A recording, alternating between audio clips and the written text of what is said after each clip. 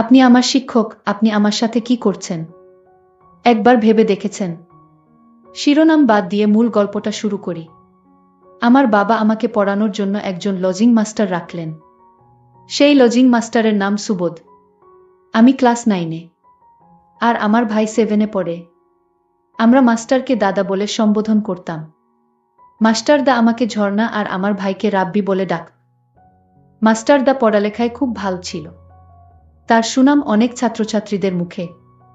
আর তাই তো বাবা সেই মাস্টারদাকে আমাদের বাড়িতে লজিং রাখলেন।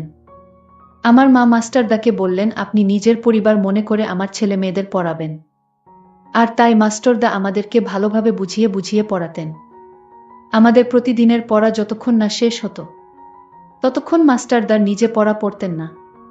আমাদের ছুটি দিয়ে তারপর তিনি নিজে পাঠে মনোযোগ দিতেন। মাস্টারদার সহযোগিতায় আমি ভালোভাবে এসএসসি পাস করে কলেজে উঠলাম। আর আমার ভাই রাব্বি 10-এর নিচে থেকে প্রথম স্থান অধিকার করল। আমাদের রেজাল্ট এত ভালো হয়েছে যে আমাদের মা বাবা মাস্টারদের প্রতি এত বেশি আন্তরিকতা সৃষ্টি হয়েছিল যে মাস্টারদা আমাদের পরিবারের একজন খুব গুরুত্বপূর্ণ ব্যক্তিত্বে পরিণত হল। পরিবারের সব কাজকর্ম মাস্টারদার পরামর্শ ছাড়া হতো না। আমার বাবা বিমান বাহিনীতে চাকরি করতেন, তাই তেমন ছুটি পেতেন না। আর আমার ভাই ছিল ছোট। পরিবারের সকল সমস্যায় মাস্টারদা আমাদের একমাত্র নির্ভরশীল ব্যক্তি হয়ে ওঠে। আমার মা বাবা ও মাস্টারদাকে খুব বিশ্বাস করতেন। আমাদের ভবিষ্যৎ কিভাবে ভালো হবে সেই পরামর্শ ও মাস্টারদাই দিত। আমাদের পড়ার ঘরটা আমাদের মূল ঘর থেকে আলাদা ছিল।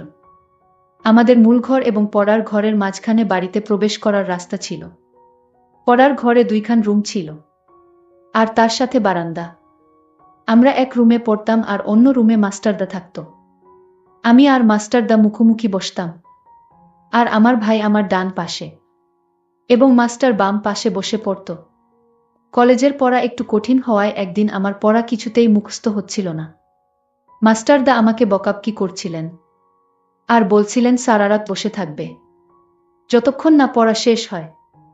আমার ভাইয়ের পড়া যখন শেষ কিন্তু আমার জন্য তাকে বসিয়ে রেখেছে, তখন আমার বাবা বাড়িতে ছিল। মাস্টারদার বকাবকি দেখে আমার ভাইকে বল, রাব্বি তুমি চলে এসো, তোমার দিদির লেখাপড়া এখনো শেষ হয়নি, তাই তোমার দিদি পড়ুক। বাবার কথা শুনে ভাইরা মাস্টারদাকে বলল, তাহলে আমি আজকে যাই মাস্টারদা। মাস্টারদা তাকে ছুটি দিল। আমাকে আরো 3 ঘন্টা ধরে রেখে সম্পূর্ণ পড়া আদায় করে ছুটি দিল। আসলে মাস্টারদার অন্য উদ্দেশ্য আছে মনে হয়। যদি অন্য উদ্দেশ্য না থাকতো তাহলে মাস্টারদা আমায় এত ভালো করে পড়ায় কেন? আর পড়া শেষ হয়ে গেলেও আমায় বসিয়ে রাখে। পড়া সঠিকভাবে আদায় করলেও মাস্টারদা বলতো হয় নাই, আরো ভালো করে এখানে বসে পড়া শিখে তারপর ছুটি হবে তোমার। মাস্টারদার কথা মা বাবা অনেক বিশ্বাস করত। মাস্টারদা যা বলবে তাই হবে। মাস্টারদার কথা ছাড়া আমার মা বাবা কিছু করতেন না, এতটাই বিশ্বাস করতে। আর সেই বিশ্বাসের উপর আঘাত করল মাস্টারদা। যাই হোক, সকালে বাবা আর মাস্টার একসাথে ব্রেকফাস্ট করার সময় বাবা মাস্টারদাকে বললেন, সুবোধ দেখো, তুমি আমার ছেলের মতো, তুমি আমার ছেলের মতো কোনো প্রকার লজ্জা শরম করবে না। মেয়ের পড়া শেষ হয়নি বলে রাব্বিকেও ধরে রাখবে না, তাহলে রাব্বির তাড়াতাড়ি শেখার আগ্রহটা নষ্ট হয়ে যাবে। ঝর্ণার পড়া ভারী, সেটা আমি বুঝি। যতক্ষণ সময় লাগে লাগুক, ওর পড়াশোনা শেষ না হওয়া পর্যন্ত ছুটি দেবে না। প্রয়োজনে সারা রাত লাগুক, তুমি তাই করবে, তোমার সংকোচ করার দরকার নেই। মাস্টারদা বল, হ্যাঁ কাকা বলে মিটিমিটি হাসছিল। বাবার ছুটি শেষে কাজে চলে গেলেন। একদিন আমি ইংরেজি বড় একটা রচনা পড়ছিলাম। একটি রচনা কিছুতেই মুখস্থ হচ্ছিল না। রাত 11টা নাগাদ আমার ভাইকে ছুটি দিয়ে দিলেন। আমি পড়তে লাগলাম। হঠাৎ মাস্টারদার একটি পা আমার পায়ে লেগে গেল। আমি ভাবলাম গুরুজনের পায়ে পা লাগিয়ে দিয়েছি, তাই তাড়াতাড়ি সরিয়ে নিলাম এবং প্রণাম করে নিলাম। মাস্টারদা উৎসাহ দিয়ে আমার মাথায় হাত দিয়ে দোয়া করলেন আর বললেন, লক্ষ্মী মেয়ের মতো কাজ করেছ। তবে একটা কথা মনে রাখবে, যার সাথে ভুলভাবে খারাপ আচরণ করবে তার কাছে সাথে সাথে ক্ষমা চেয়ে নিবে, তাহলে দেখবে তুমি একদিন অনেক বড় হবে, তোমায় কেউ পিছনে ফেলতে পারবে না। আমি বললাম, হ্যাঁ দাদা ঠিক আছে। আমি মাস্টারদাকে দেখলাম আমার প্রতি এক অন্যরকম দৃষ্টিতে তাকিয়ে আছে। মাস্টারদা আমার দিকে এমনভাবে তাকিয়ে আছে আমি পড়তে পারছি না। আমার কণ্ঠরোধ হয়ে আসছে। গলাটা ভাঙা ভাঙা হয়ে গেছে। পড়ার দিকে একটুও মনোযোগ দিতে পারছিলাম না। তারপরও সহ্য করে বসেছিলাম। আমি মাস্টারদাকে প্রশ্ন করলাম, আপনি এভাবে তাকিয়ে কি দেখছেন? আমি তোমার মাঝে এমন কিছু দেখেছি যা শুধু দেখা যায় বলা যায় না। মাস্টারদার কথা আমি কিছুই বুঝিনি। আমি অবাক হয়ে গেলাম। আমি মাস্টারদাকে বললাম, আজ আমি পড়ব না, আমি চলে যাই। মাস্টারদার তাকানো আমার কাছে কেমন যেন অদ্ভুত লাগছে। সেদিনের মতো মাস্টারদা পড়া শেষ করল। সেদিন আমার পড়া শেষ না হলেও আমাদের দুজনকে একসাথে ছুটি দিয়ে দিল। মাস্টারের নজরটা আমার কাছে কেমন জানি মনে হলো। পরের দিন ছিল সাপ্তাহিক ছুটির দিন। সকালে যথারীতি আমরা দুই ভাইবোন পড়তে বসলাম। আমার কেমন যেন লজ্জা লজ্জা লাগছিল। মাঝে মাঝে মুচকি হাসি আসছিল। আমার ভাই একবার বলেই ফেলল, দিদি হাসছিস কেন? আমি তাকে ধমক দিলাম। সাথে সাথে মাস্টার তাও একটু থামতে রাব্বির কথা বন্ধ করে দিল। আমি হাঁপিয়ে বাঁচলাম। এর মধ্যেই আমার কলমের কালি শেষ। আর কলম ছিল না। তাই মাস্টারদা রাব্বিকে কিছু টাকা দিয়ে আদেশ করে বলল, রাব্বি যাও তো দোকানে একটা কলম নিয়ে এসো। দোকানে যাওয়ার আদেশ পেয়ে খুশিতে নাচতে নাচতে রাব্বি চলে গেল। রাব্বি চলে যেতেই মাস্টারদা রাব্বির পেন্সিলটা আমাকে দিয়ে অঙ্ক বোঝানোর বাহানা নিয়ে আমার পাশে এসে বসল। আমি অঙ্ক করছিলাম, কিন্তু আমার মন ছিল মাস্টারদার উপর। রাব্বি চলে যাওয়ার পর মাস্টারদা আমার সাথে এক অদ্ভুত আচরণ করার চেষ্টা করল। আমি বললাম, মাস্টারদা আপনি আমার শিক্ষক, বাবার সমতুল্য। আপনি এমন করবেন না। এমন সময় রাব্বি ঘরে এসে হাজির। সেদিন থেকে আমি যেন আরও বেশি মাস্টারদাকে নিয়ে নানান চিন্তায় পড়ে গেলাম। আসলে মাস্টারদার ইদানিং কি হলো আমি কিছুই বুঝতে পারছি না। মাস্টারদা তা এরকম ছিল না। একদিন দুপুরে সবাই দিবা নিদ্রায় মগ্ন। আমিও ঘুমাতে যেতে অনেকক্ষণ ধরে চেষ্টা করে ব্যর্থ হলাম। মাস্টারদার কথা মনে পড়ল। আমি ভাবলাম গিয়ে দেখি মাস্টারদা কি করে। উকি দিয়ে দেখলাম কি করছে। দেখি মাস্টারদা ঘুমায়নি, বরং আমাকে দেখা মাত্রই চমকে উঠল। আমি চারিদিকে তাকিয়ে দেখলাম। মায়ের ঘরে গিয়ে দেখলাম গভীর ঘুমে ঘুমিয়ে আছে। তারপর চুপি চুপি মাস্টারদার রুমে গেলাম। আমি মাস্টারদার রুমে গিয়ে মাস্টারদাকে ডাক দিয়ে তুললাম। ডাক দিতেই মাস্টারদা ঘুম থেকে উঠে পড়ল। আসলে মাস্টারদাও ঘুমায়নি। মাস্টারদা জেগেই ছিল। আমি মাস্টারদাকে বললাম, আপনি এত রাত হলো ঘুমান না কেন? মাস্টারদা বলল, আমার ঘুম আসছিল না। মাস্টারদা তখন আমায় বলল, তুমি এত রাতে আমার রুমে কেন? মাস্টারদা, আমি আপনার রুমে এসেছি একটা প্রয়োজনে। মাস্টারদা বলল, কি প্রয়োজন? সে তখন আমায় বলল, আপনি ওই দিন আমার দিকে তাকিয়ে কি দেখছিলেন? আপনি বলছিলেন সেটা শুধু দেখা যায় বলা যায় না। মাস্টারদা আমার কথা শুনে অবাক হয়ে বলল, সেটা তোমাকে এখনই বলতে হবে? যাও তুমি এখন তোমার রুমে গিয়ে ঘুমাও। তোমার মা দেখলে বকা দিবে। আমি তখন মাস্টারদাকে বললাম, আপনি এখন আমাকে একটা অঙ্ক বুঝিয়ে দিবেন। রাত প্রায় 2টা বাজে, এই মুহূর্তে লেখাপড়া মাথায় কাজ করবে না। কাল সকালে আমি বুঝিয়ে দিব। আমি মাস্টারদাকে বললাম, যদি অঙ্ক না বুঝান তাহলে আপনি আমার দিকে তাকিয়ে কি দেখলেন সেটা বলেন।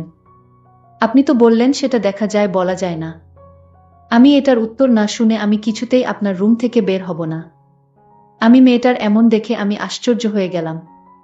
আচ্ছা, তুমি তো কোনদিন এমন করো না। আজ কি তোমায় ভূতে ধরেছে নাকি? আমি মাস্টারদাকে বললাম, মাস্টারদা আপনি যেদিন আমার দিকে তাকিয়ে কি দেখেছিলেন? আর বললেন এটা দেখা যায় বলা যায় না। আমি যেদিন এই কথাটা আপনার মুখে শুনলাম সেদিন থেকে আমি ঠিকমতো ঘুমাতে পারছি না। আমার বারবার জানতে ইচ্ছা হয় কি এমন জিনিস আমার মাঝে আছে, দেখা যায় কিন্তু বলা যায় না। আজ রাত কিছুতেই ঘুম আসছিল না। এই কথা ভাবতে ভাবতে আর তাই আমার ঘুম আসছিল না। আমি আমার ছাত্রীকে বললাম, শোন, আজ না কাল আমি সত্যি বলবো। এখন রাত অনেক হয়েছে, প্রায় ফজরের আয়ান পড়বে। তুমি যাও গিয়ে ঘুমাও।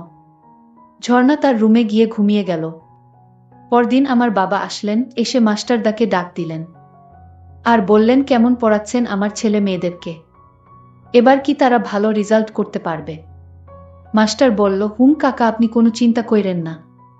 ওরা এবার ভালো রেজাল্ট করবে, আপনি নিশ্চিত থাকুন। মাস্টারদার কথা শুনে বাবা কিছুটা আস্থা পেলেন। বাবা বাড়িতে 2 দিন ছুটি কাটিয়ে চলে গেলেন। পরের দিন আমরা মাস্টারদার কাছে পড়তে বসলাম। মাস্টারদা বললেন, আজ পড়া শেষ না করে কারো ছুটি হবে না। আমি আজ পড়া শিখে আসিনি। মাস্টারদা আমার ছোট ভাইয়ের পড়া আদায় করে নিয়ে বললেন, তুমি চলে যাও, তোমার ছুটি। রাব্বি তখন ছুটি পেয়ে চলে গেল। ঝর্ণা বলল, আমি তো স্যার আজ পড়া শিখিনি। আমি বললাম, কেন শিখনি? তোমার বাবাকে আমি কথা দিয়েছি তুমি এবং তোমার ভাই পরীক্ষায় ভালো রেজাল্ট করবে। আমার ছাত্রী ঝর্ণা বলল, মাস্টারদা আপনি আমার পড়ালেখার মনোযোগ নষ্ট করেছেন। আপনার জন্যই আমি পড়া শিখে আসতে পারিনি। আমি ঝর্ণার কথা শুনে বললাম, কেন, আমি আবার কি করেছি? ঝর্ণা আমার কথার উত্তর দিয়ে বলল, মাস্টার সেই কথার উত্তরটা পেলাম না। মাস্টারদা বলল, ও তাই, সেটার জন্য তুমি পড়া মুখস্থ করতে পারোনি। ঠিক আছে, আজ রাতে তুমি আমার রুমে এসো, আমি বলবো। তোমার উত্তর পেয়ে যাবে। মাস্টারদাকে আমি বললাম, আপনি এখন বলেন, আমি রাতে আসতে পারবো না। মাস্টারদা বলল, এই কথা আমি এখন বলতে পারবো না। আজ রাতে বলবো। যাও, এখন তোমার ছুটি। মাস্টার এমন কথা শুনে আমার অনেক রাগ হলো। কি এমন কথা দিনে বলা যাবে না, রাতে বলতে হবে? আসলে আমি মাস্টারদার লক্ষণ কিছুই বুঝতে পারছি না। আমি ভাবলাম আজ রাতে আমি তার কাছ থেকে কথাটা জানব। তারপর রাত হলো। আমি চুপি চুপি মায়ের রুমে গেলাম, মা ঘুমাচ্ছে। তারপর মাস্টারদার রুমে গেলাম। মাস্টারদার রুমে গিয়ে দেখলাম মাস্টারদা রুমে নেই। এটা রাতে মাস্টারদা কই গেল? আমি মাস্টারদার রুমটা ভালো করে খুঁজে দেখলাম মাস্টারদা রুমে নেই। কোথায় গেল এত রাতে? তারপর আমি মাস্টারদার রুম থেকে বের হয়ে গেলাম। বাথরুমের দিকে গেলাম। সেখানেও খুঁজে পেলাম না। আমি মাস্টারদাকে ডাক দিলাম, সুবোধ দাদা, আপনি কোথায় গেলেন? আমি খুঁজে না পেয়ে মায়ের রুমে গেলাম। মাকে ডাক দিয়ে বললাম, মা, মাস্টারদা কোথায় গেল? মা বলল, কি বলিস, মাস্টারদা তো কোথাও যাওয়ার কথা না, বাহিরে গেট লক করা। হঠাৎ মনে পড়ল ছোট ভাই রাব্বির রুমটা চেক করার বাকি। তারপর রাব্বির রুমে গেলাম। তারপর রাব্বির রুমে গিয়ে দেখলাম মাস্টারদা রাব্বির ঘরে লাশ হয়ে পড়ে আছেন। আমি তা দেখে চমকে উঠলাম। আমি মাকে বললাম, কি হলো এটা? আমি তো কিছুই বুঝলাম না। মাস্টারদার শরীরে কোনো আঘাত নেই, তাহলে মরল কি করে? আমার ছোট ভাইটা বিছানা থেকে উঠে বলল, আমি সব জানি, মাস্টারদা কিভাবে মারা গেছে। রাব্বিকে জিজ্ঞেস করলাম, কিভাবে মারা গেছে বল। রাব্বি তখন যা বলেছিল তা শুনে আমার আত্মাটা কেঁপে উঠল। রাব্বি বলল, মাস্টারদা মরার আগে আমার রুমে এসে আমায় ডাক দিয়ে বলল আমি দরজাটা খুলতে। আমি দরজাটা খুলে দিতেই মাস্টারদা আমার রুমে আসলো। তারপর আমায় বলল, আজ আমার মেয়ের আত্মা কিছুতেই আমায় ছাড়বে না, আমাকে আজ মেরেই ফেলবে। মাস্টারদাকে আমি বললাম, কই আপনার মেয়ে? মাস্টারদা বলল, আমি দেখতে পাচ্ছি, তুই দেখতে পারবি না। তুই তোর আপুকে বলিস। আমি তোর আপুর দিকে তাকিয়ে থাকতাম, কারণ তোর আপুর চেহারায় আমার মেয়ের আত্মাকে দেখতে পেতাম। আমার মেয়ে আমায় ইশারায় বলতো, এটা কাউকে বলা যাবে না, তুমি আমায় দেখতে পারবে কিন্তু কাউকে বলা যাবে না। আমি যখন ঝর্ণার দিকে তাকিয়ে থাকতাম, তখন ঝর্ণার চেহারায় আমার মেয়ের আত্মার ছবি দেখতে পেতাম। আর আমি যখন সিদ্ধান্ত নিলাম আজ ঝর্ণাকে বলে দিব আমি তার দিকে তাকিয়ে কি দেখতাম, কিন্তু আমার মেয়ে বারণ ছিল এই কথাটা না বলার জন্য। আমি আমার মেয়ের আত্মাকে বলেছিলাম, আমি ঝর্ণাকে মিথ্যা কিছু বলতে পারবো না। এই কথার জন্য আমার মেয়ের আত্মা আজ আমাকে মারতে আসলো, আজ আমার জানটাও কেড়ে নিবে। আমি রাব্বিকে বললাম, এটা তুই কি করে জানলি?